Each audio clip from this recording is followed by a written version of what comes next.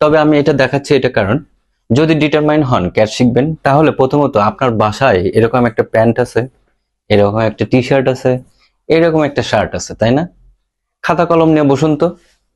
এই যদি আমি এই টি শার্টটা ধরি, এই টি শার্টে কয়টা পার্টস আছে, মানে কয়টা প্যাটার্ন আছে? এই স্লিভ একটা প্যাটার্ন, ফ্রন্ট একটা প্যাটার্ন, ব্যাক একটা প্যাটার্ন, নেক টেপ একটা প্যাটার্ন, কয়টা প্যাটার্ন? ভুল হতে পারে, হোক, আপনি রিসার্চ করুন, আপনি গুনুন, আপনার কাছে কয়টা মনে হয় সেটা লিখুন।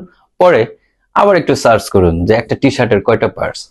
ঠিক তেমনি একটা প্যান্ট নেন, নিশ্চয়ই আপনার প্যান্ট আছে, প্যান্টের কতগুলো পার্টস, কোন পার্টসের কি নাম, রিসার্চ করুন।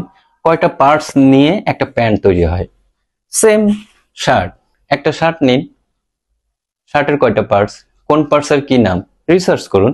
টোটাল কয়টা পার্টস নিয়ে শার্ট তৈরি হয়। একটু আগায় যান, তাহলে দেখবেন বুঝতে আরেকটু সহজ হবে।